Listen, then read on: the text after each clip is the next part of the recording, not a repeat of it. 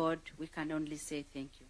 As we gather here this morning, we pray that all that we deliberate on will be of benefit to us and to our nation. And as we go forward, Heavenly Father, holding together this nation, Lord, we thank you for the broad-based government that you have given to us. We thank you for all the leaders who have considered that to happen. And Heavenly Father, we pray that your blessings will shower upon this nation, and everyone will say, yes, this is the government that we have always needed. Be with us. What we are not and we want to be, Lord, make us. What we do not have and we want to have, Lord, give us. May your wisdom guide us and guard us. In Jesus' name we pray. Amen. Let us kindly be seated. Your Excellency, sir, with your permission, allow me to now call on the Secretary General UDA, Hassan Omar, to call the Majority Leader, Kimani Ichung'wah, to come and now take over the program. Tumkaribishe kwa makofi tafadhali. Welcome, sir.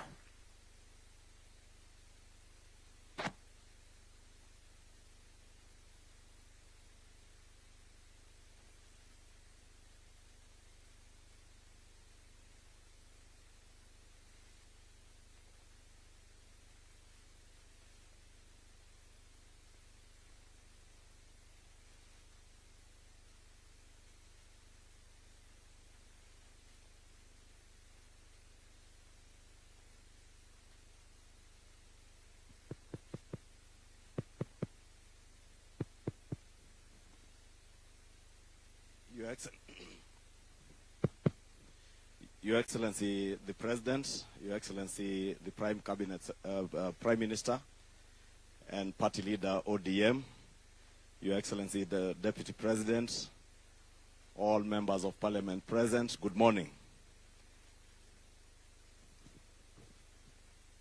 Your Excellencies, if you allow me first to move this parliamentary group meeting, joint parliamentary group meeting of the Kenya Kwanza coalition parties, ODM, and Your Excellency, to also note that we have a number of other members who were in the Azimio coalition, not necessarily in ODM, but who are working with us in the broad-based government. And we appreciate the presence this morning of a number of members from DAPK and WIPA that are here with us today, Your Excellencies. Your Excellency, I want us to move now to adoption of our agenda. We have 3 broad agenda items, which I will read out, and I will request 1 member of ODM to be a proposer and 1 member of the Kenya Kwanza coalition or affiliate parties to second adoption of that agenda. And our agenda is 1, presentation of the 10-point agenda implementation program by the team that is overseeing this, which will be done by Dr. Agnes Zani, who is the chairperson of that team. The second agenda item, Your Excellency, is a presentation of the broad-based government agenda on the state of the nation. And 3 is the executive and parliamentary relations. And the last agenda item is any other business. And I therefore ask a member of ODM to propose. Is that Catherine? Proposed by Honorable Catherine Omanyo, seconded by a member of the Kenya Kwanza. Maybe a man. I see the Honorable Wamombi Eric, member for Madera. Your Excellency, following the adoption of the agenda, we can now formally begin the PG meeting, and I want to begin by inviting the House leadership, as I said, since it's a parliamentary group meeting, to make very brief opening remarks, and I want to begin that with the leader of the minority party in the Senate, the Honorable Senator Justice Madzayo. We each have about 2 minutes of just brief opening remarks.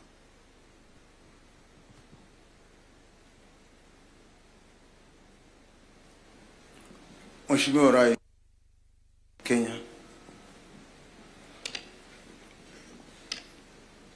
Daktari William Samoei Ruto,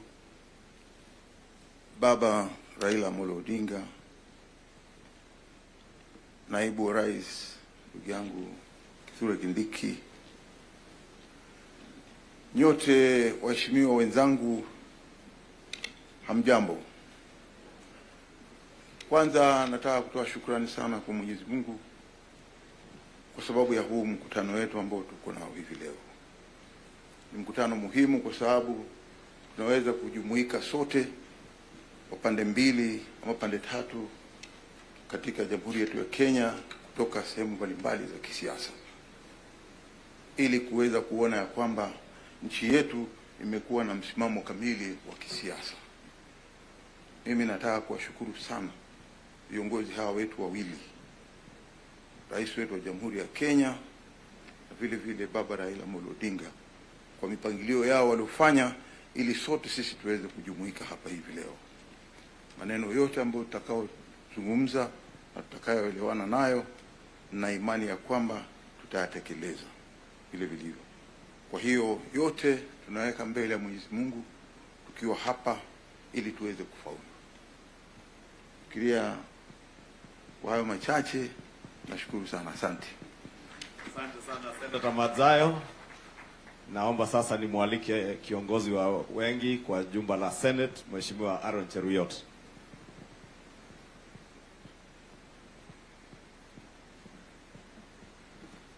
Your Excellency, the President, Right Honorable Prime Minister, the Deputy President, my colleague, leaders, and all the people present, I beg to greet you all good morning. I welcome all of you to the PG this morning, the first joint PG of this wonderful team that is performing great transformation in our country. Your Excellency, since the coming together of your team and the team of the Prime Minister, Raila, leadership in Parliament has had a fairly easy time. It's still not easy because we have many other challenges, but speaking from our perspective as a Senate, a house that is sometimes very difficult because of an elusive number called 24, which is not very easy to raise on many occasions. But with the assistance of colleagues from the ODM party, together with colleagues, I think when Leader Ichung'wah recognized all the parties, you forgot to mention our party, the party of Jubilee, that it is actually present here. It's good to recognize them. They are also a very formidable team for us in the Senate. They have a serious number of delegation, and they have been very useful to us. I must register my appreciation to you, party leader that is here, together with the entire team of Jubilee. Your Excellency, I want to say that this is a very important gathering. Last week, both you and the Prime Minister and even the Deputy President spent time with the governors at the devolution conference. And there are certain things that you said, which as members of Parliament, we felt that you are keeping not very good company for too long. And members were saying, when will we meet the President and the Prime Minister, so that they also appreciate things from our perspective as members of Parliament. So we hope today you'll also say something about governors after listening from the perspective of members of Parliament.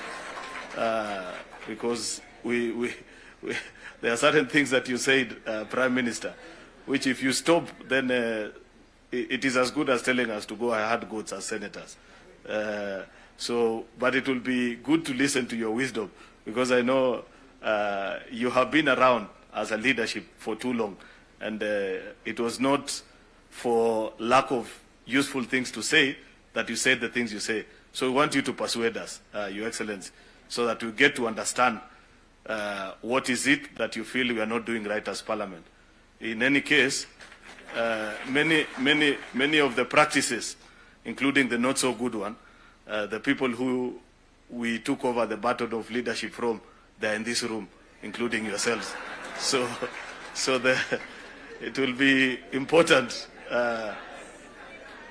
I'm being told 2 terms to 2 terms to me or to the President. At the risk of overdoing myself, Your Excellency, together with the Prime Minister, I just felt it would be important to register that part of the feeling on the part of members. I know we'll listen to a presentation. Then during the open mic session, after we have listened to the Prime Minister, the Deputy President, and to you, we'll have a chance also to speak and share our challenges as members of Parliament on how we can move the country better together. I thank you and I appreciate everything. God bless you.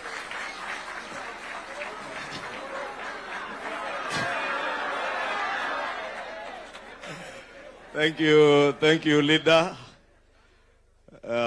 Your Excellency, as you have clearly heard, Senator Aaron Cheruiyot has earned himself a two-term as a leader of majority in the Senate.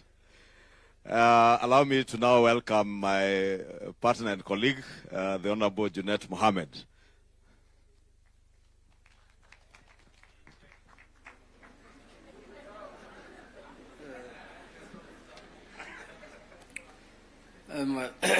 Mheshimiwa Rais wa Jamhuri wa Kenya, His Excellency Dr. William Samoei Ruto, my party leader, Baba Raila Amolo Odinga, the Deputy President of the Republic of Kenya, Honorable Kithure Kindiki, my colleagues, Amjambo, good morning.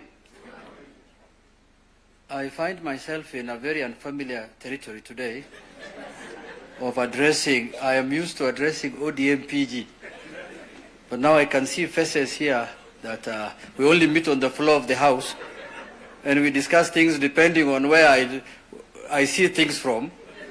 But now it looks like the world has moved very fast, like the AI, and now we are seated here discussing parliamentaries. Your Excellency, first I want to thank you and my party leader for standing up to the occasion and looking at the bigger interest and the bigger agenda of the country.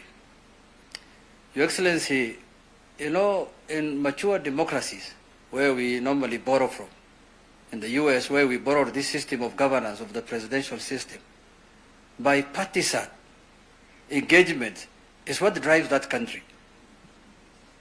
People, when they have national agenda, they come together irrespective of which party you belong to. But here in Kenya, bipartisan means that it's something that's unacceptable. We are here together as parties to discuss the national interest of the country. We are here as parties to discuss what is important for the country and the people of Kenya. Parliament, Your Excellency, the Constitution says, discusses matters of concern to the people. The parliamentary group today also is discussing matters of concern to the people. So, Your Excellency, we will not hesitate if we are called upon to engage, to discuss issues of national concern to the people. Your Excellency, you know my party is a very big party, and it's called ODM. You remember you formed it with my party leader, and you left us, but now we are seated together after some time. Your Excellency, parties are very important institutions in our country. You know, communities can come together, people can come together, but what will drive the political agenda of the country are political parties. So in my view, we must have robust, strong parties in our country, because, Your Excellency, you can see even within ODM today, if you look at them, there are big communities in ODM from different parts of the country. But I'm their leader, irrespective of people saying my community is not big, even though the numbers have never been taken seriously. But also where I represent, combined where I came from, when you put them together, then we became the leader of the minority. So those are how parties can work in our country, Your Excellency. So we want a strong UDA party. We want an ODM strong party so that they can help in governing the country in the correct manner that we all desire. Your Excellency, you have agreed with my party leader on certain issues, the MOUs about the 10-point agenda, compensation of the victims, and other things. Your Excellency, I don't see any reason why anybody in this country will oppose those kind of proposals. Because if you look at the 10-point agenda, there is nothing personal to my party leader and personal to you, Your Excellency. It is things that are of concern to the people. And that's why we are here today. Coming back to Parliament, Your Excellency, there are certain pronouncements you have made about the Parliament. Me, I assumed you were talking about lobbying. Your Excellency, lobbying is different from the one you said. Lobbying, it happens all over the world. I thought you were saying people should reduce lobbying. But you know, the people who are lobbying are from outside Parliament. They are not inside. They come here, they move around the corridors of Parliament. It's an internationally accepted standard of parliamentary work, Your Excellency. Lobbying. This other one you have talked about is alien to us. I have never seen that one in my I have never seen. Then there are other contentious issues that has been pronounced also by my party leader, that I don't know what to do about them, because you know, Your Excellency, in ODM, what my party leader says is law. So I'm really struggling. You know, it's like the Vatican. When the Pope has announced something in the Vatican, you just have to summon the members and tell them, this is what the Pope has said, and this is the sermon for today. I'm really struggling. Maybe under the broad base we shall find a way to discuss those issues. With those few remarks, thank you, Mr. Your Excellency. We'll come back to you.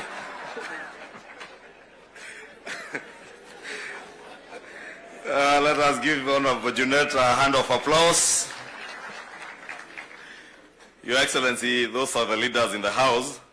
Allow me, honorable members and Your Excellencies, to also kindly recognize the presence, not just of the parties that were mentioned. Jubilee, we have the party leader Jubilee, Honorable Sabina, in the House. She's somewhere. Yeah, she's there. We have Honorable Roba, Senator Roba, the leader of UDM. We have the SG of Ford Kenya with us here today. There, Honorable Chikati. We have the deputy leaders in ODM, the Honorable Osoti, Senator Osoti. I am told Governor Simbarati is here. Oh, there he is. Those are the deputy party leaders in ODM. You will forgive me if there's anybody else I have not been able to recognize. Oh, Honorable Chieng, MDG, party leader. Nopeu, party leader, the Honorable Mpuru Aburi. And we also have Honorable Fabian. And we have independent members of Parliament who are here with us. Yes, and CCM. Thank you. I don't want to mention all the Kenya Kwanza affiliate parties. Yes, and TSP party leader, Honorable Kinjuri, is here. But I know I was seeing Susan. Thank you, honorable members. Yes, Susan, Honorable Susan Ngugi is a deputy party leader, TSP. As I mentioned, we have DAP-K members who are here. I can see Honorable Kakai Bisau, Honorable Dick Maungu, Honorable Buire of Waipa is also here, and all this, Your Excellencies, are working with us. Your Excellencies, yes, and Honorable Kosing is also there, party leader, KUP, KUP, not the other KUP. Your Excellency the President, Your Excellency the Prime Minister, Your Excellency Deputy President, and honorable members, let me just make very brief remarks. I don't know if I'll earn myself a second term, Your Excellency, like Aaron and Honorable Junet have. But Your Excellency, let me first begin by thanking you two as our party leaders and in the two coalitions. First, for fostering the unity that you have fostered, not just amongst us as members of the parliamentary groups in the different coalitions, but also in fostering our national unity around the country. Your Excellency, I appreciate the remarks made recently by His Excellency, the Prime Minister, on the need for those who are not in this broad-based government to give us space and an opportunity to work. And Your Excellency, in that call for unity, we have seen, as Honorable Juneta said, and Honorable Aaron Cheruyot, a lot of synergies, not just in the two houses, I believe, in both the Senate and the National Assembly, but a lot of synergy even within the executive with coming into government of many of our colleagues from ODM, and we particularly note the efforts of the Honorable John Buddy, who is here, and I don't say it because he's a former member of Parliament, but he has him and the Honorable Aden Duale and others who came from Parliament have really worked very well with these members, not just to foster unity amongst us, but also to advance the government agenda in the broad-based government, and we appreciate their contribution to the nation and to making our work easier. As was mentioned, Your Excellency, our work as leaders in the House has become much, much easier under the broad-based arrangement. We now do not have to fight unnecessarily over small issues, but we bring our synergies together and advance what is in the best interest of the nation. And Your Excellency, as you have always told us, the heavy agenda that we have in implementing the manifestos that we all went out to sell to the Kenyan people, which had a lot of congruence between the Azimio One Kenya Alliance and the Kenya Kwanza manifestos. There are many areas that we spoke about the same things, be it from universal health coverage to affordable housing. Your Excellency, that heavy lifting that is required for the implementation of that agenda is now easier with a broad-based government.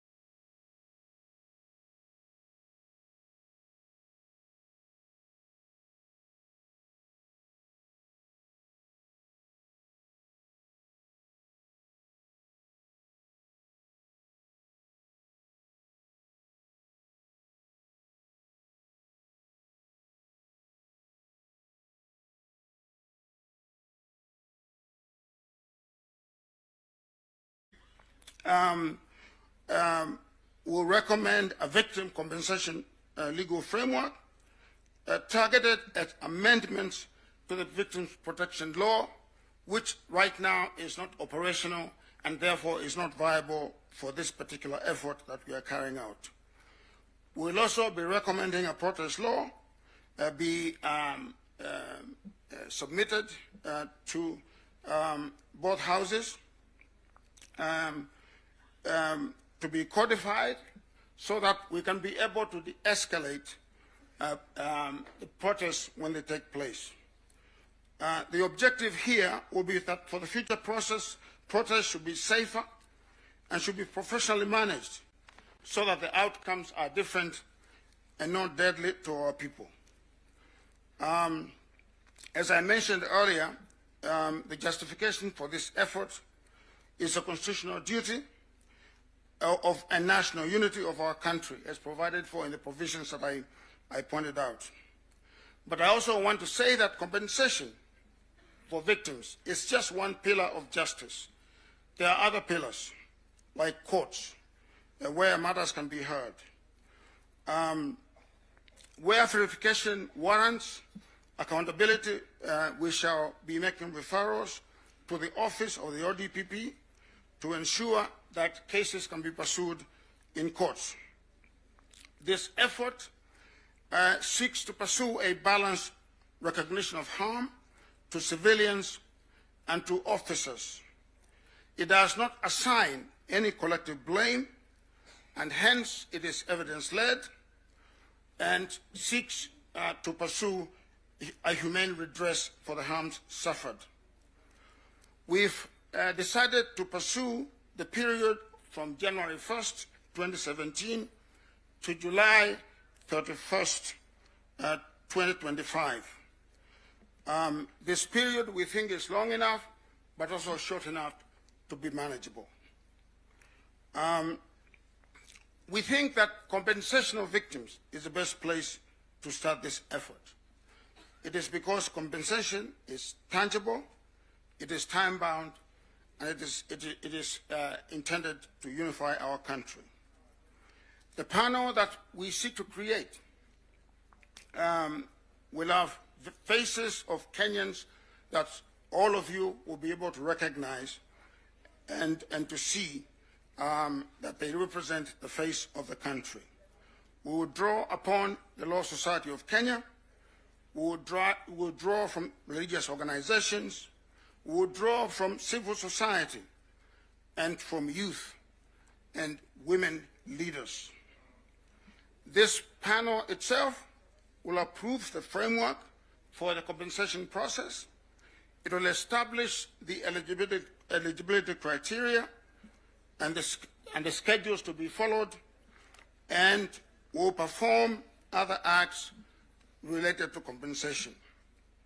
We will be able to ensure in this process compliance with human rights norms and laws, and also adhere to public finance laws.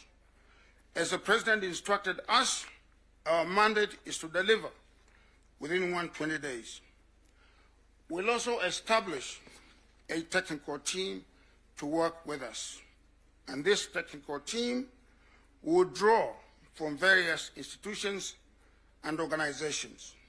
Obviously, the Office of the Attorney General, the Executive Office of the President, the Ministry of the Interior, the Independent Policing Oversight Authority, the Kenya National Commission on Human Rights, and subject matter experts. All of these institutions and folks will form the backbone of our technical team. We shall also draw from psychology and trauma specialists, statisticians, data scientists, forensic experts, and record keepers and data protection individuals.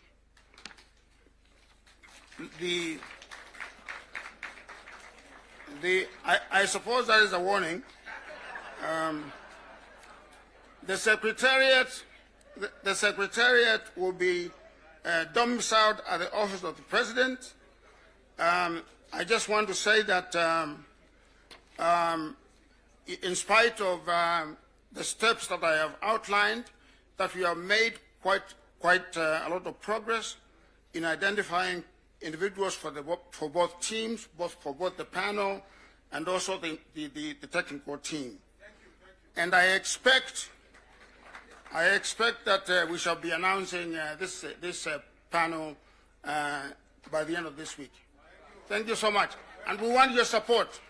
And we want you to be our ambassadors throughout the country. Thank you very much. Thank you, Prof. Asante. Asante. A hand of applause for Prof and Daktari Agnezani. Professor? Prof.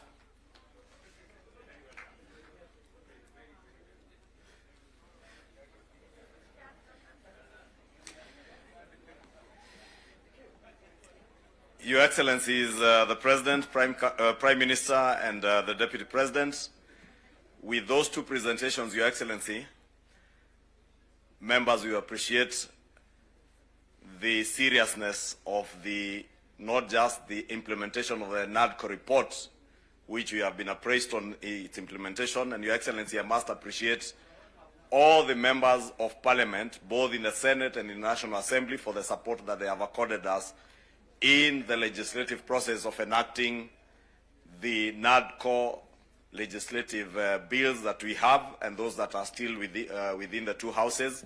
We have committed that we will continue to endeavor to have them adopted and signed into law. Your Excellencies, the 10-point agenda, as has been clearly enumerated by Dr. Agnezani, are not about you as a president or the Prime Minister. These 10 points are about the nation of Kenya. The full implementation of these 10 points are not about ODM as a political party or the Kenya Kwanza coalition parties. They are about the future of our nation. And therefore, as a parliamentary group, we want to commit, Your Excellencies, that we will continue to ensure that we extend the support that is needed by the Agnezani team and also to Professor Makau Mutua's team, because as Professor has alluded to, there will be legislative proposals that will come to the houses, as well as requests for budgetary support in the implementation of the work that these two important committees are doing. Therefore, Your Excellency, allow me to close at that point and to now, Your Excellency, before I invite the Deputy President,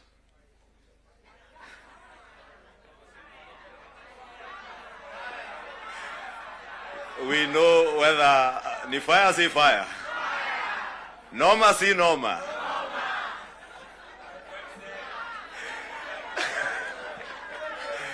We want to hear whether the Deputy President, whether when he says ni fire si fire, ni noma si noma, whether he can earn himself a second term as the Deputy President, as usual, depending on what he says and how he engages with this House. Honorable members, allow me to welcome the Deputy President of the Republic of Kenya, Professor Kithure Kindiki. Very good. Thank you. I wanted the Leader of Majority to delay a bit because the Prime Minister stepped out, because I wanted to take the shortest time here, having seen what my predecessors have gone through. and you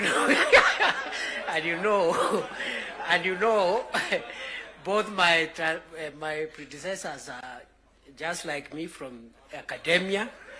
So I was very worried. I wanted really we delay until the Prime Minister comes back. But I'm grateful to what Dr. Zani and team are doing. You're helping the country deal with very, very difficult issues. I am also very impressed by Professor Makau Mutua's work.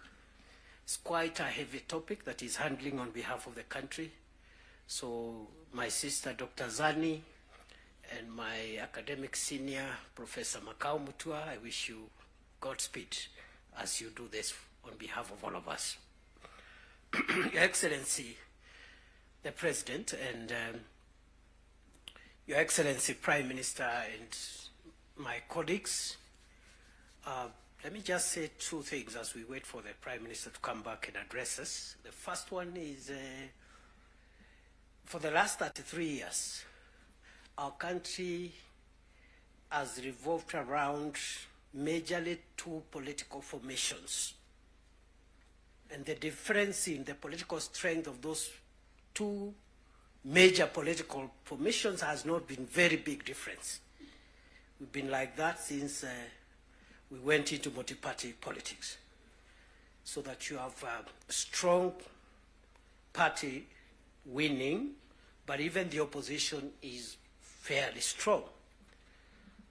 What that means, therefore, is that our country, like all democracies, requires bipartisan consensus building, especially to deal with serious and heavy national issues and national challenges. I like what my mono in school and the leader of the National Assembly minority side, Junaid said, my distinguished mono. He said that bipartisan, oh, he's back. I was just praising you, Junaid.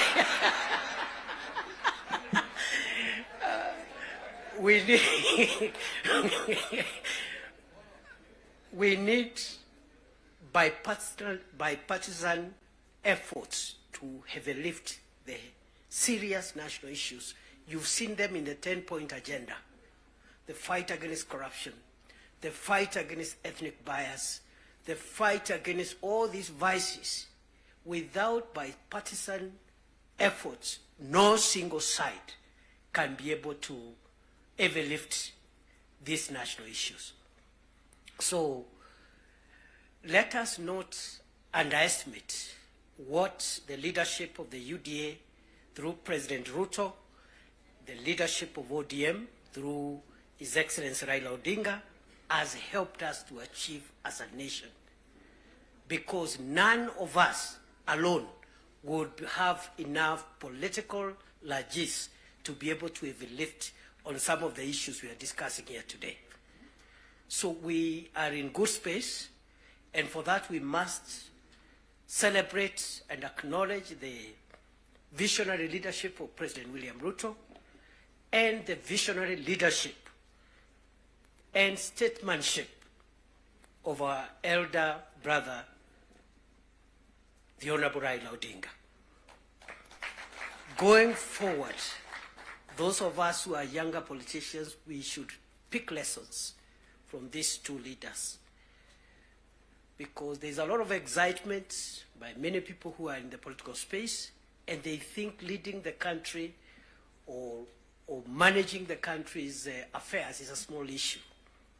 And some of the characters running up and down around, if they are given this nation to manage even for a day, the country will sink because they don't have enough wisdom and enough foresight to be able to manage the complex society that is Kenya.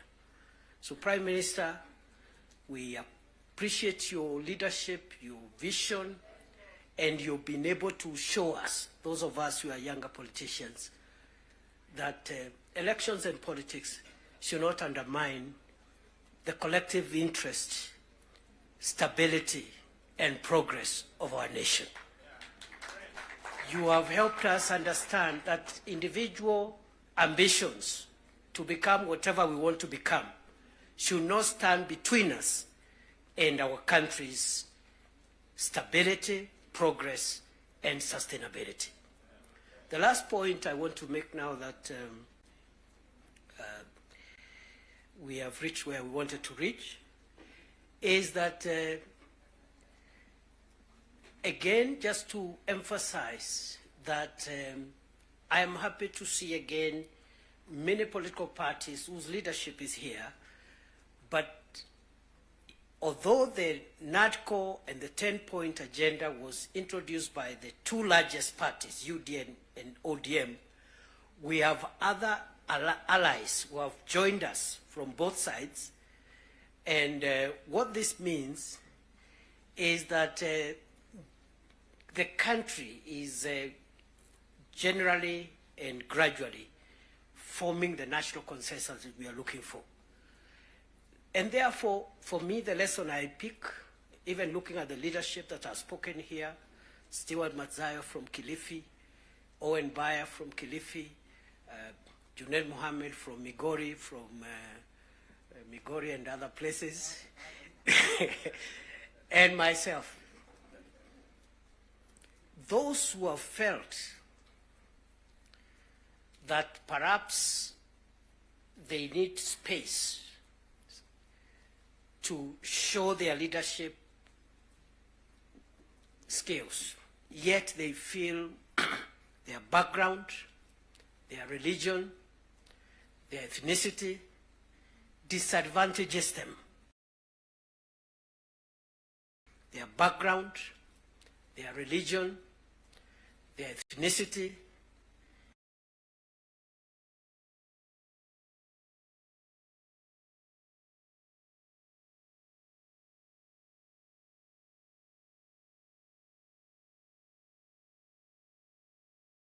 disadvantages them in a large national party to realize your dream, your potential, and your skills to be tapped than otherwise. And therefore, going forward, as we form coalitions and build our respective parties, let us look towards building national parties as opposed to sectarian parties, because that is where the future of a nation is best assured.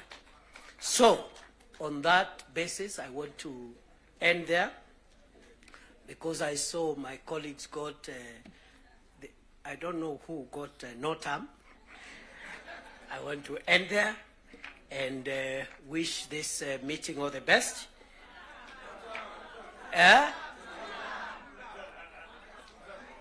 All right. Now, because our leaders are here, after the formal event is over, I'll remain behind, and then we'll also test a few slogans after that. With those many remarks, let me take this opportunity with a lot of respect to request our elder brother, our statesman, the leader of ODM, Your Excellency Raila Odinga, please come and address us. Wapi makofi ya baba jameni? Baba ni fire si fire.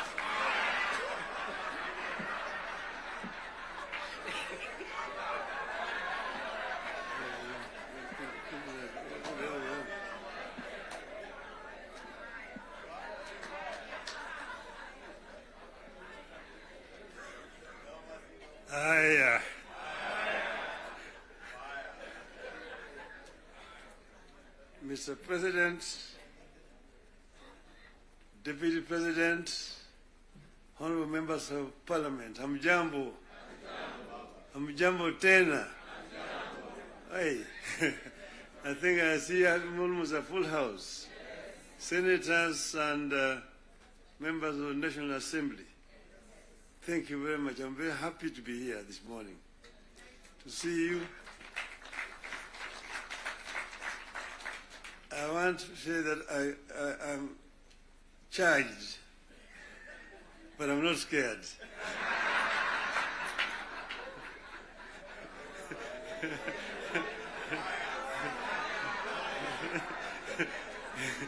You know, I've been a member of Parliament for this constituency for 20 years. And I used to meet with members of Parliament. I was a Prime Minister. And every Wednesday was a Prime Minister's question time in Parliament. I used to be harassed a lot by members of Parliament. And that's why I'm not scared. But let me begin to say that none of us thought a day would come when protagonists just a year ago would get together to chart a joint way forward for this country. How did we find ourselves together, and why are we here today? One, in life of a nation, there comes a time when danger knocks on the door. It happened in the US during the Civil War that threatened to dismember the USA as we know it today. There's a region today referred to as former Yugoslavia. Yugoslavia existed as a country between 1918 and 1992. Then it fell apart into several countries, including Croatia, Montenegro, Serbia, Slovenia, Bosnia, and Macedonia.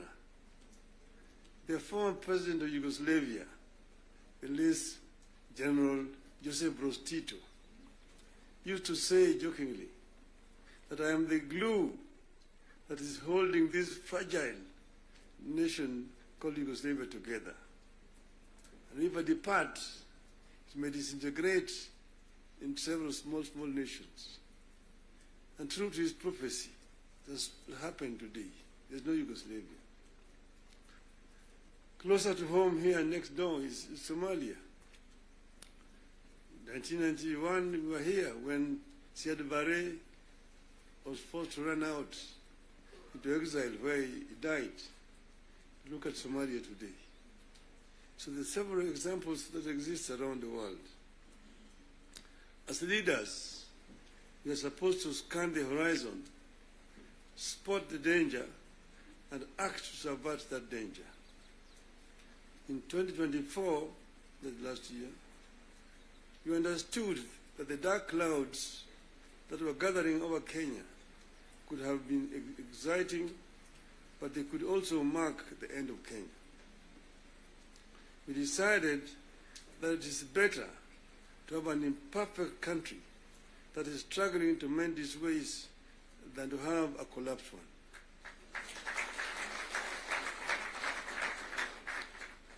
We came together to create an environment in which we can discuss our issues and differences as people of one nation. As you know, and as you know here, there are countries that cannot discuss their issues at home. In my life, I've attended many meetings in London, Paris, Istanbul, Washington, name it, where African leaders are ferried to foreign capitals from their own collapsing countries to discuss issues they cannot discuss at home. We go together to spare Kenyan that shame.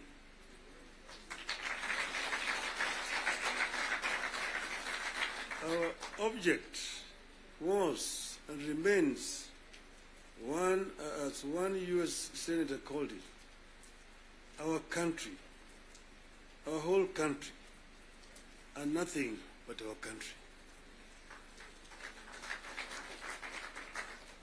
Having stabilized the nation, how have we performed in the intervening periods? How do we do better? How do we move forward in a way that respects the people of Kenya and that shows that we are alive to the circumstances that triggered our coming together and that we are acting on them? That is our object today. And that's why we are here today. We met and decided that we needed to have, for the first time, a joint parliamentary group meeting. We could now discuss with our members of parliament. Just over 2 months ago, I had an opportunity to discuss in this very same place here with the members of the executive. They came here and actually came with the blueprint of the performance, what they had done up to that time, and what they were intended to continue doing going forward. And I was very candid with them in my discussions with them. And I told them where I thought they were not doing right and what I thought they should be doing rightly. So as always, I'm always very candid indeed Today I'm meeting the members of the legislature. As you know, we have got three very important institutions: the executive, legislature, the judiciary. And I'm hoping that in not very far away from today, I will have opportunity to talk to the judiciary as well. So I'm going to be very candid with you people.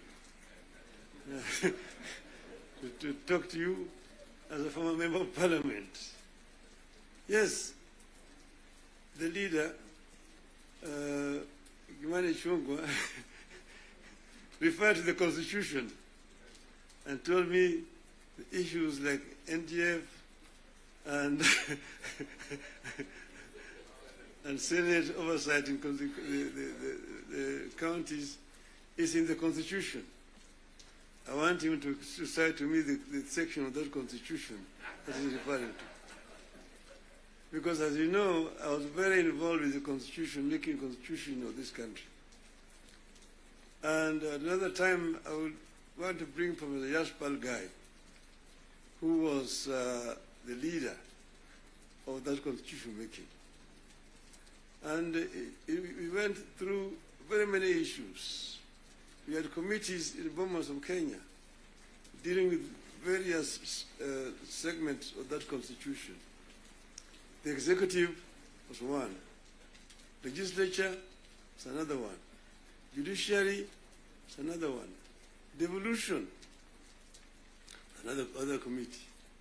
The devolution was very contentious because we had very many people who did not want the devolution because of what had happened at independence. As you know, we started with the devolved system government, Majimbo. The foundation of Majimbo was actually contentious because it was ethnic-based. The colonialists and the settlers had actually instilled fear in the people that all the bigger communities, the bigger tribes at that time, the Luos and the Kikuyus, will lord it over the smaller tribes. And the smaller tribes need to safeguard themselves by creating regions and powers so that they can be able to be protected. That was the basis of Majimbo. And it was a very lengthy discussion at Lancaster House. So KANU accepted Majimbo in London, but with the understanding that they would change it after the independence. So after independence, KANU actually started to frustrate Majimbo by not remitting funds to the regional governments. I want to refer you to the Hansard in the Bunge. There's a motion that was moved by the then leader of opposition at that time, the late Ronald Ngala, of censorship of the Prime Minister, Mr. Jomo Kenyatta, because he had refused to release funds to the regional governments. You need to read that debate. Ngala moved it, it was seconded by Masini Muliro, who was the deputy leader of the opposition. And then KANU, of course, responded. First Jaramogi, Oginga Odinga, and then Tom Mboya responded to that motion. The motion was defeated, but that debate actually is very historical. And I want to refer you to go and read what it said. Eventually, KANU, of course, had to fold up and dissolve, and then eventually Majimbo was also dissolved through a constitutional amendment. And then what happened was what?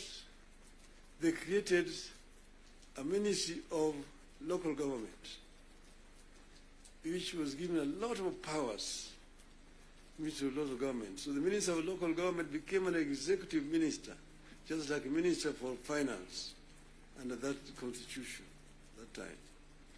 Now they were county councils down there, that they capped 265. But then they could not do anything without authority in writing for the Minister of Local Government. So we had all these documents when we were there at Bomas. But then we said we wanted to give more autonomy to the counties so that service delivery could be better improved. We came up with regions at Bomas of Kenya. But there are people who really opposed devolution. The chairman of devolution in Bomas was called Dr. Odinga. He addressed the audience at Bomas, and by the time he finished talking, everybody said that man should be the chairman of that committee, and became the chairman of the committee. And he conducted the matter so well and so effectively that he became a marked person. What did they do to him? In broad daylight, around 11 o'clock, on Ngong Road there, off Ngong Road, in his residence, they sent assassins. And in the presence of his children, they shot him and killed him. The assassins of Mumbai were arrested. Eventually, they were released. So I just want you to know that the revolution has got very many people and very powerful people in this country today. Then, after that, because you know that ODM is a product of constitution making. And one of the founding members of ODM is sitting here with you. The other one is the former president, who is a member, and quite a number. We are going to have the 20 years of ODM in October, and all the founding members are going to be invited.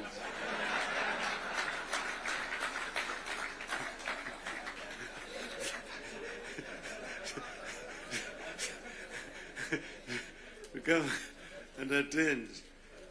Now, you see, we said that we want, we give clear, responsibilities. The executive, the legislature, and the judiciary. And the legislature is supposed to make laws that the executive uses to run the country. And the judiciary is then there to ensure that in implementation of these laws, the executive is not overreaching or violating the law of the Constitution. But then, so the work of Parliament is representation, legislation, and oversight. Very clear, it's written there in the Constitution. Parliament is not supposed to be implementing. Parliament is supposed to be oversighting. It's not oversighting. And secondly, there is only two levels of devolution. There's, national and one level, county. Constituency is not an element of devolution. Devolution remains at the county. Down there, the constituency, the county government does implementation of the projects. I'm saying, correct.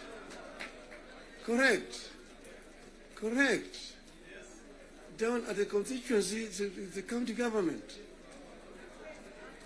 By the national government is supposed to do national projects, and we go down there. And there are functions which are clearly been assigned.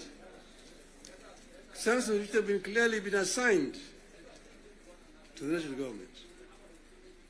I will tell you, your legislatures, and a very famous English politician said that I may not agree with what you have to say, but I shall not defend unto death your right to say it. So listen to me. Let me say it. And then you'll have a chance to come and respond. So I'm telling you, I know that sometimes the truth is very bitter. I was there, and we discussed with the Karue when he was moving around to bring the CDF. The CDF was brought because of circumstances that were prevailing at that time. In those days, with the centralized system of government, there were very little resources which are going down to the counties. And that's the reason why the Harambee became the major ways of mobilizing resources. Sometimes you find nearly 100 cards in your desk for Harambees here and there. Whenever the president moved around, you'll go around to counties, to the districts, and then we'll be addressing people. People will come up to tell them their problems. Mtukufu Rais, hapa kwetu barabara ni mbaya sana, haipitiki, mvua ikinyesha kuna matope, barabara haipitiki. Mtukufu Rais, hapa kwetu shule yetu hapa, juzi mvua ilinyesha na upepo kaja katoa paa, watoto sasa wanasoma chini ya mti hapa. Mtukufu Rais, hapa kwetu hakuna maji. Mtukufu Rais, hatuna stima na kadhalika. When it's time to respond, to say, nyinyi mnasema barabara ni mbaya, mnasema hospitali hakuna dawa, mnasema upepo imechukua paa ya nyumba, mjumbe wenu anafanya nini? Yeye anapiga tu kelele kule kwa bunge, anapiga tu kelele kwa bunge, hajali mambo ya maendeleo kwake. Kwa hiyo mimi nitatumia mtu kuja kufanya harambee, lakini leo mimi nitatoa pesa ya kujenga hiyo shule, kujenga hiyo nyumba, nitatoa pesa na kadhalika. That was the end of it. So the MP was the one who was being blamed for the failure of the national government to do certain things in their constituency. And that's the reason why we came up with the idea of CDF. That was that time. Exactly that was that time. But then the constituency is now falls under the devolved government, which is being led by the governors. So constituency is not a devolved unit. And members of parliament themselves should not be involved in development, because there's supposed to be oversighting. There's supposed to be oversighting. If you have yourself being involved in construction of roads, building of schools, hospitals, who is going to oversight you? Who is oversighting you? So, Mr. President, I hold very clearly that these MPs know that they should not have any business in trying to implement projects in their constituency. Implementation of projects should be left to the county government. Secondly, the oversight, the national parliament oversight the national government, whether it is the National Assembly or the Senate.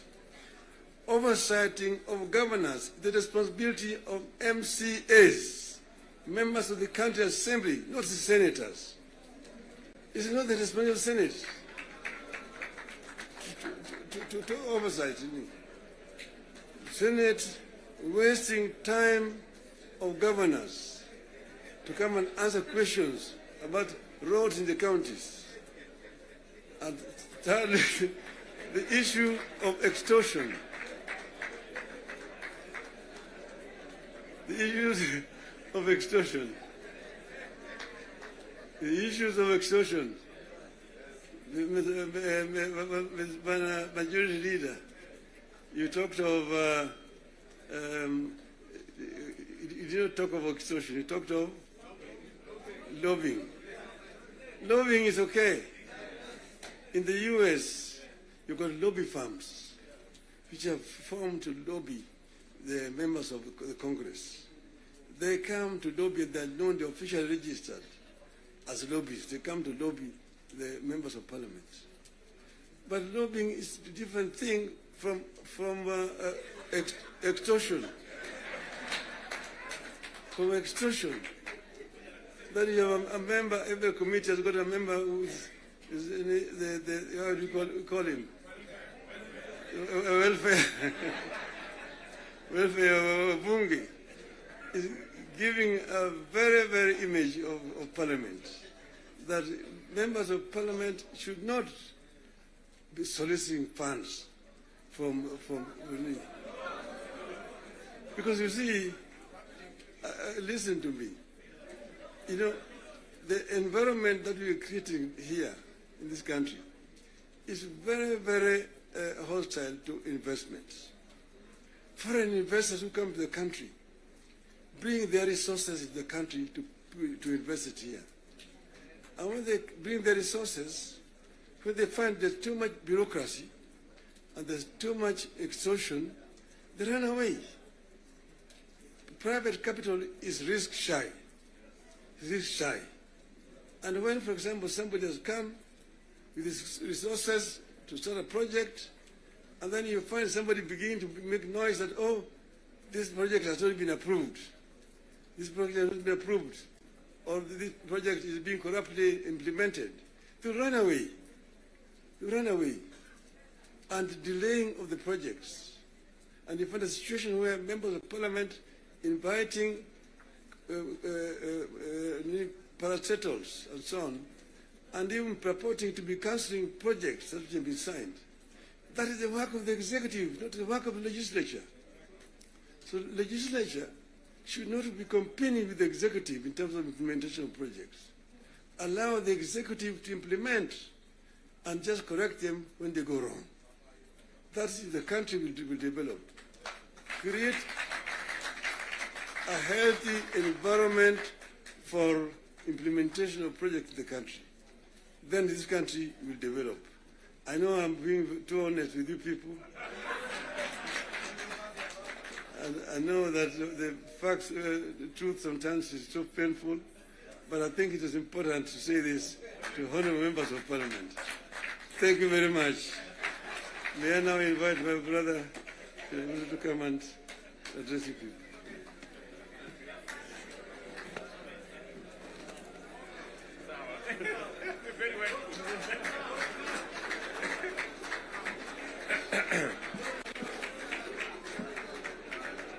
Thank you very much, the Right Honourable Prime Minister Raila Odinga.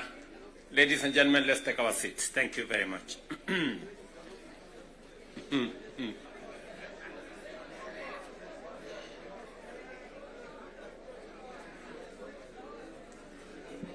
Now, honourable members, let me join the Right Honourable Raila Odinga and all the leaders who have spoken before me to welcome all of you to this very important first ever parliamentary group meeting that brings the two major coalitions together today here in Karen. Karibuni sana.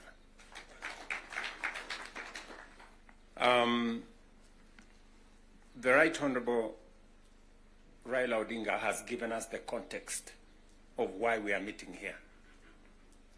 I really would want to add not so much, because he has ably contextualized why we are meeting here today.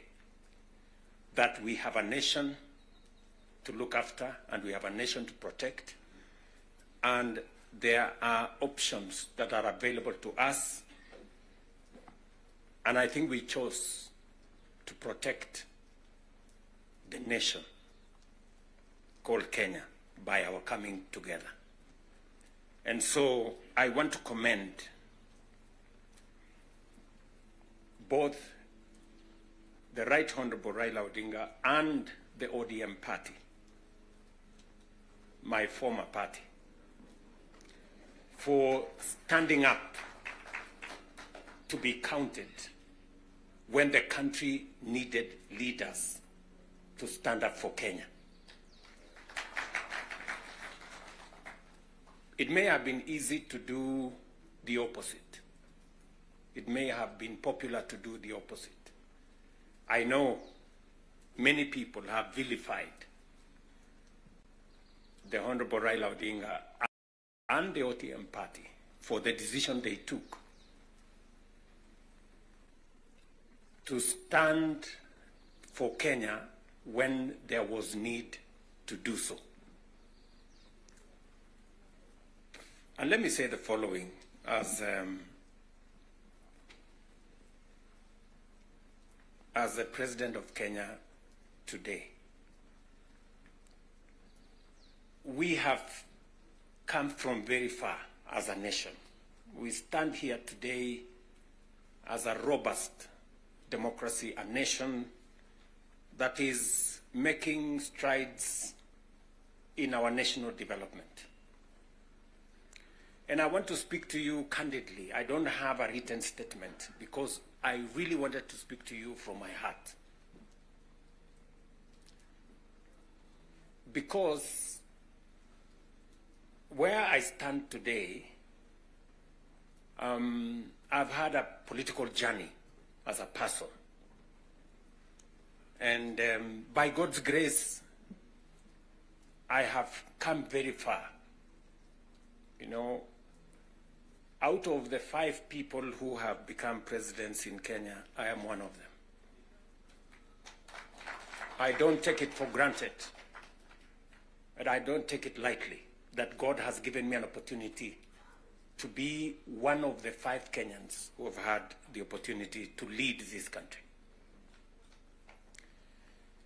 And I must say this to us as leaders, that a nation, the progress, the destiny of a nation is decided by leaders.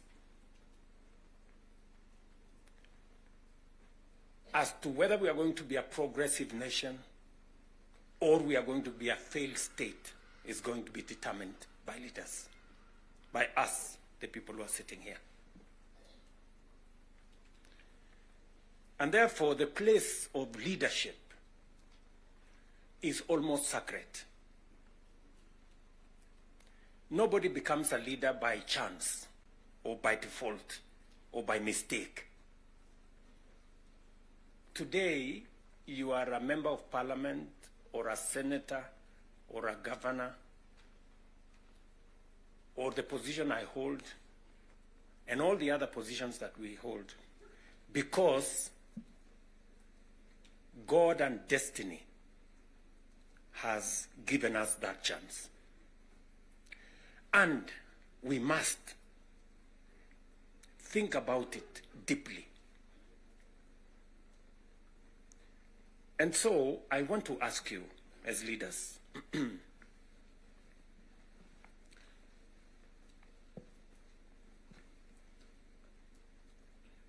the Honorable Prime Minister has given us a history of countries. I will add to that list 2 countries. Singapore and Kenya were the same countries 60 years ago. Malaysia and Kenya were the same 60 years ago. But today, we play in different leagues. They have managed to progress to the first world. We are still where we are. The difference between what Singapore has become and what we are is leadership.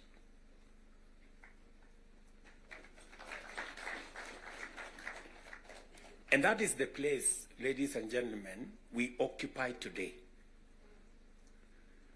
So that you understand the importance, the sacred position you hold as a leader. Sometimes people want to ask, how do people who live in different houses, they have their own lives to pursue, but they wake up one morning on an election day and they go one after the other to 10,000, to 20,000, to 50,000 and elect you? You are not special. But it is a moment that God has given us as leaders.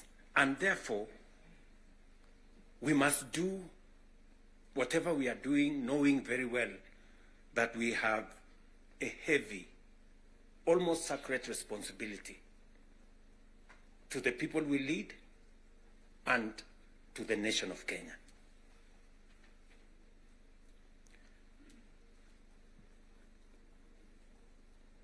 And it is not that we don't know what we should be doing. We all know what we should be doing. It is not that we have shortage of ideas. It is not that we have shortage of what we need to do. In fact, I dare say we have some of the very best ideas. We have very good manifestos all the time. And in fact, if you look at, and I keep referring to this, if you look at the manifesto of Kenya Kwanza and the manifesto of Azimio, the difference is hardly 20-30%. 70%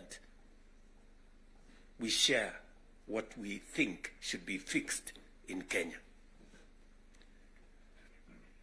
But politics somehow has taken our country hostage, that we cannot do what we all know we should do.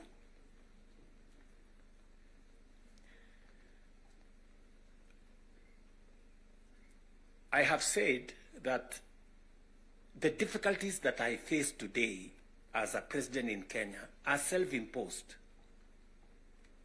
You know, I imposed on myself all these difficulties. Implementing the new funding model, implementing SHA, implementing housing, doing all those things. If I hadn't done any of those, I would be a very popular person, and but the country would not have moved anywhere. I am confident that if Raila had become president, he would be doing what I'm doing. Yes. He would be implementing SHA. He would be implementing housing. He would be doing reform in the education. He would be doing reform in agriculture. I know that for a fact because I have been in his school of leadership. That's the correct position. And he would be as unpopular or as he'd be having the same difficulties that I have today. But these are necessary for Kenya to change. Friends, we cannot change the country otherwise. And that is why he has the courage to stand here and tell you, let us stop the extortion. Yes. Very few leaders can stand here and tell you to stop the extortion that is going on in Parliament. I'm telling you the truth. Very few leaders. Because we like making peace with mediocrity. Oh, you know, and they're trying to explain things that we shouldn't be explaining. Now let me ask you, friends, you know, we are all friends here. Yeah, we are one team, or so I guess. This fellow who is called chairman of welfare in committees, what is their job? What is their job? Extortion, that's it. And that is what Prime Minister is saying. You know? You know, what is Sokohuru?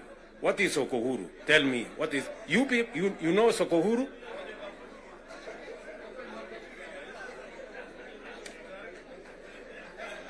So, let me tell you. No, no, you see, and this is the same problem that we face. This is the same problem that we face. Because, look, for example, we passed the law that we all know, friends, we all know the problems we go through with fundraisings for people who have hospital bills. All of us. In your phones, you have WhatsApp groups. So-and-so has this, this condition, so-and-so has this condition, contribute here. True or not true? Yes. But we don't want to fix it because it's difficult. But I must commend you. I must commend the members of National Assembly and Senate, because you took the courage and passed the bills that today is beginning to solve the problem of health in Kenya. It may not happen instantly, but you, all of you, can now see that there is a possibility that we can sort out the challenge of health and health delivery in Kenya. But because we had to be bold, we had to be bold and make the necessary decisions. Today, we are dealing with the crooked hospitals and health professionals who still want to steal from SHA and to steal from our health provision. And we will go after them and we will deal with them. So, what am I saying? I am saying the following. If we have to change Kenya, my friends, we have a historic opportunity today with this broad-based government, we have a historic opportunity to unleash the full potential of Kenya.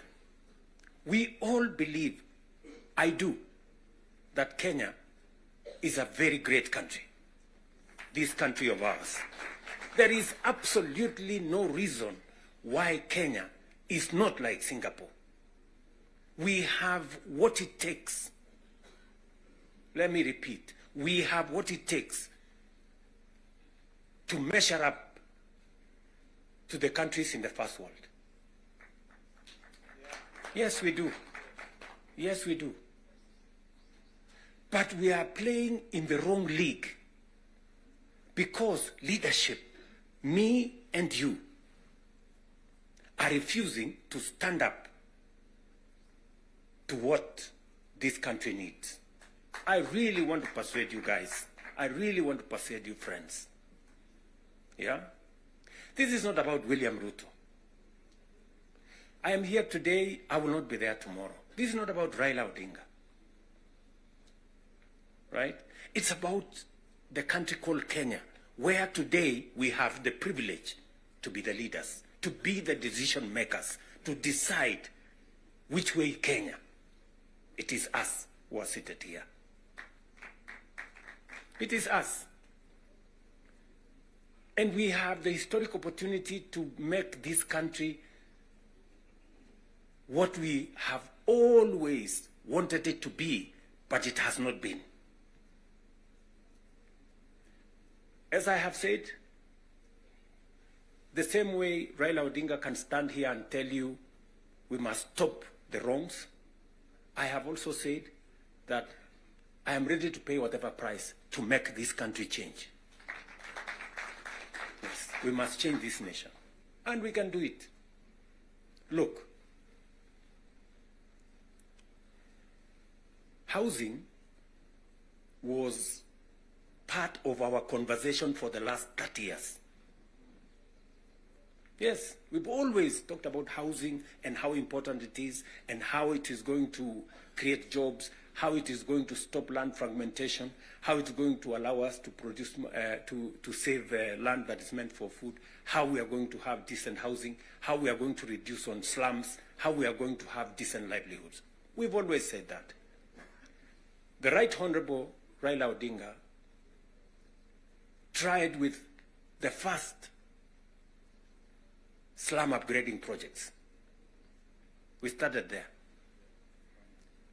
The housing levy, go and read the Azimio Manifesto. Read the Kenya Kwanza Manifesto. It is there.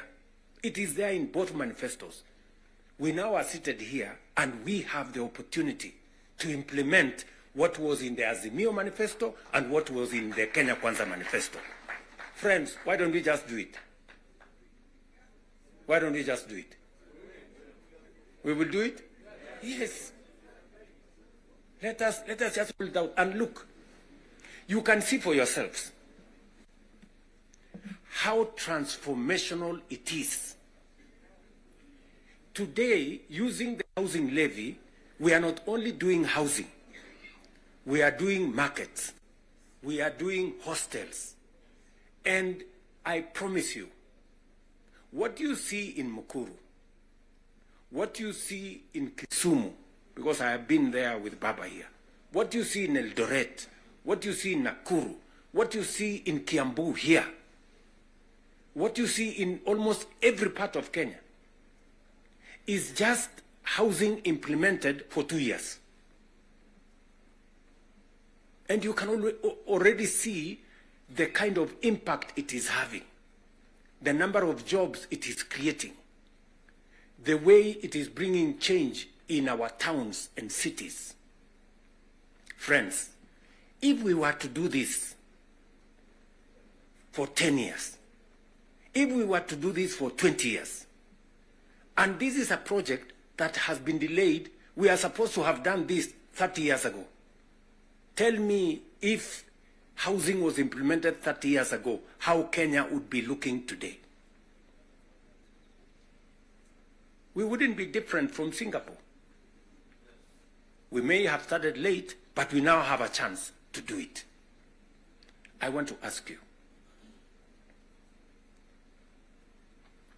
I want to request you for us to come together. And we are not coming together so that any one of us can get anything.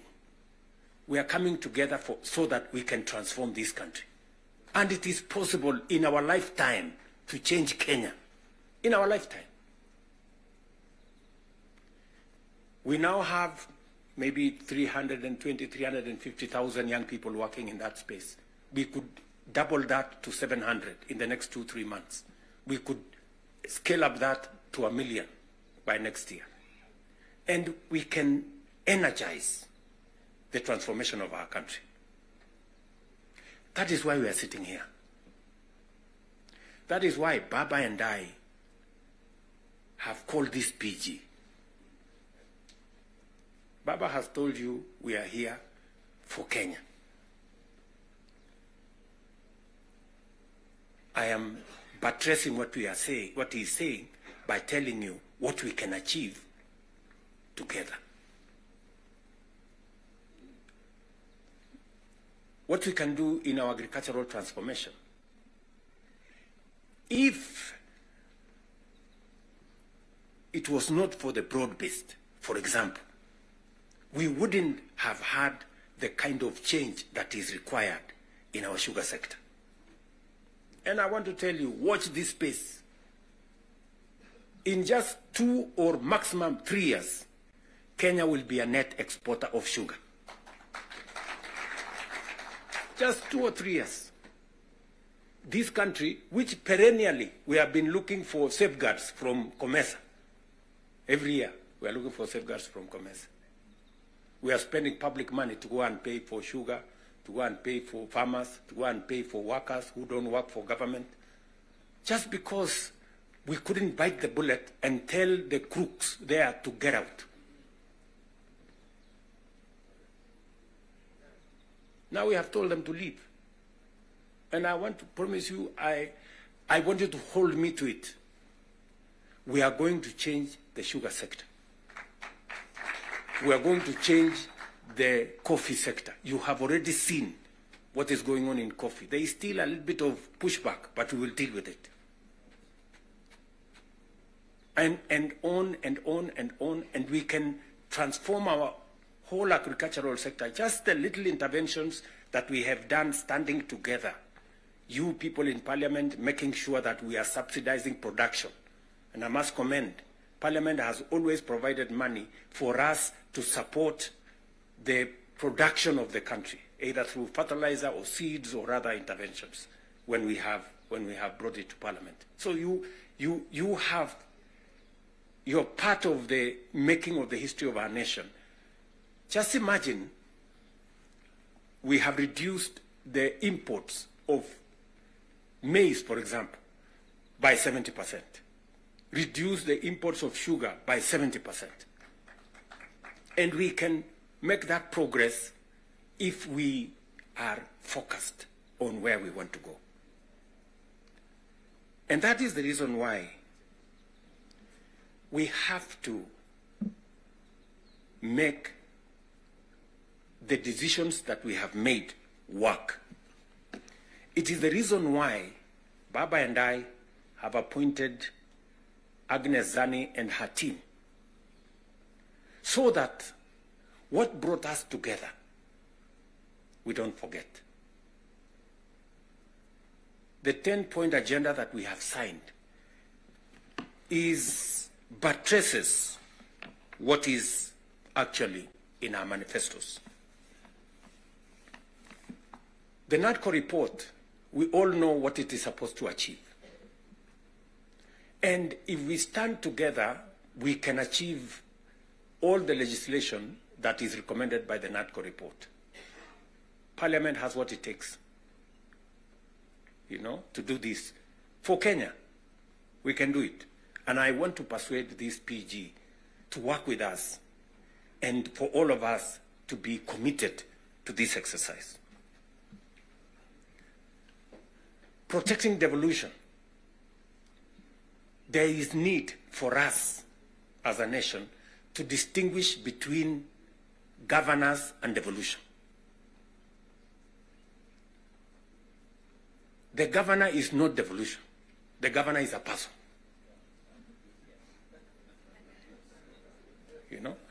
Devolution is about the people.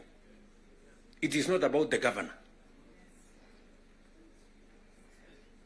And we can deal with the governor without disrupting devolution, if there is need to. But what is sacrosanct, what is constitutional, is that we must get local people, development, to be at a local level as much as is practically possible. I agree with the Right Honorable Raila Odinga, because I was in Parliament when NGCDF was passed. And the principle was right, because there wasn't any meaningful resources getting to the grassroots.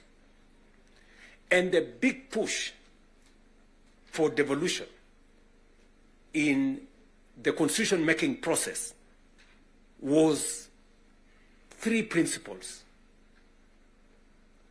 making sure that resources get to the grassroots, making sure that there is representation at the grassroots, and making sure that accountability is also at the grassroots. So we need a conversation.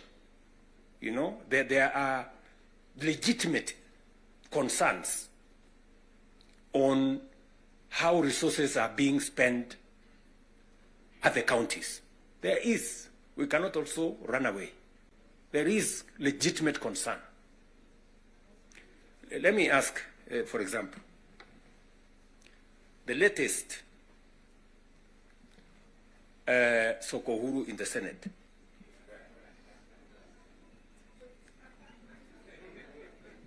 Because you have to accept, by virtue of the position I hold today, I am a consumer of raw intelligence. I know what's going on. Where does somebody find 150 million? Where?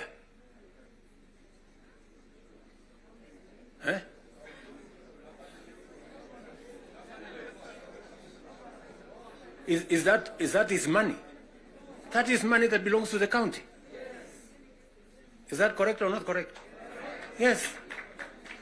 Let me ask you, members of parliament who are seated here. Do you, for example, know, do you, for example, know that a few members of your committee collected 10 million shillings so that you could pass that law on anti-money laundering? Did you get the money? No.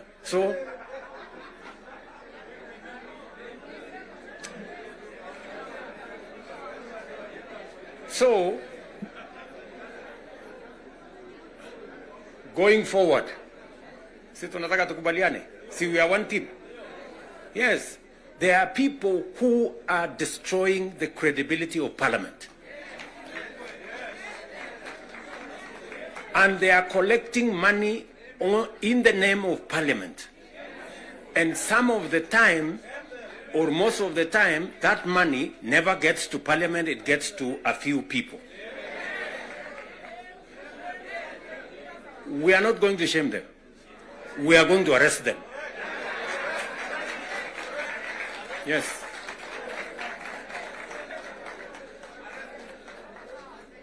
Do we agree? Do we agree? Yes, whoever is giving and whoever is being given and whoever is doing whatever it is, we sort them out. Because the reality, friends, the reality is that there is a problem. And we all know here, tukitaka tukusema ukweli, there is a problem. And unless we sort it out, we are going to destroy our nation. We are going to destroy this nation unless we sort it out. And we must be as candid to ourselves here as we are candid in implementing what is transformational for Kenya. Tunaelewana? Now, let me say this. We must make sure that we get resources to the grassroots. But we also must make sure that the resources that get to the grassroots is used for the people, not other ways. And so we must do for the national government as well. In our 10-point agenda, we have discussed about the young people of our nation and how we need to protect their livelihoods. I want to ask the leadership seated here today, members, I want to persuade you.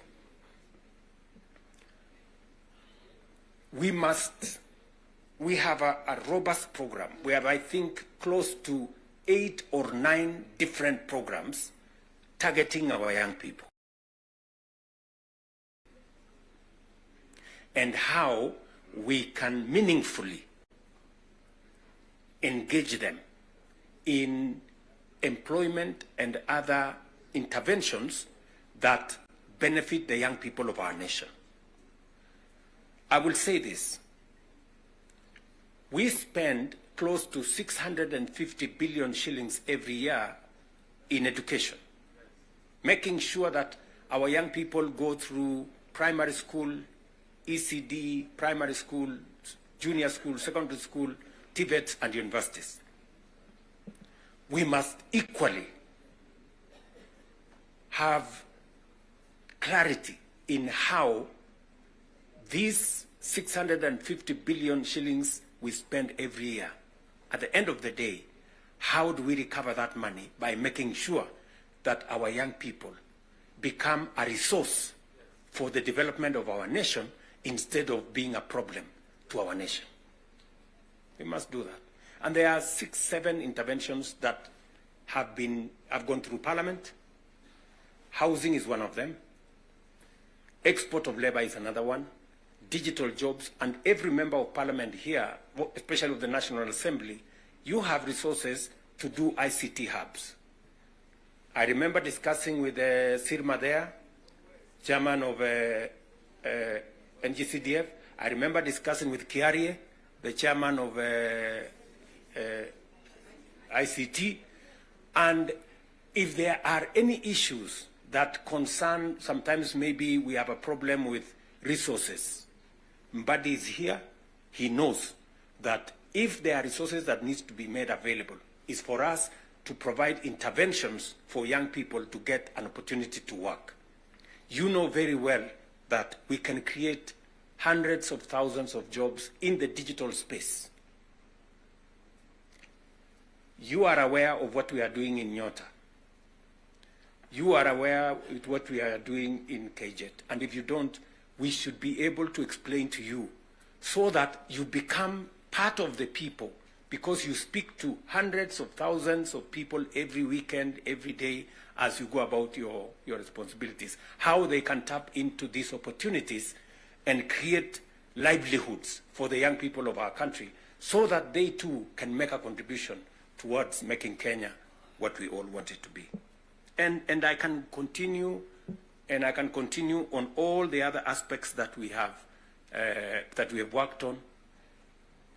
We agreed that we must have a conversation on national debt because it has the potential to threaten our development. It is the reason why my good friend Mbadi and I have been in many different places, and we have done the most that we could to contain the issue of debt. We have gone out of our way to look for alternative sources of funding so that we don't always go to borrow. We have gone the route of securitization. We've gone the route of private-public partnerships. You know very well that we will be starting the construction of the road all the way to Mau Summit from here, Ironi. We are not going to be spending any debt money from government. The road is going to be built on private-public partnership. You know very well that we are going to begin the railway going all the way from Naivasha to Kisumu all the way to Malaba. We are not going to be spending money from debt like we did with the first section of the railway. We are going to be using public-private partnership to do that road. And many others that we have, we are thinking outside the box so that we can craft alternative mechanisms of delivering on public infrastructure or public goods without necessarily endangering the country with national debt. So we are working at it. It is part of the recommendation of the 10-point agenda that we must deal with. And we are seized with that matter. We will be giving, Mbadi and company will be giving a report to Zani's committee on what practical steps are we making to respond to the issues in the 10-point agenda. What are we doing about the young people?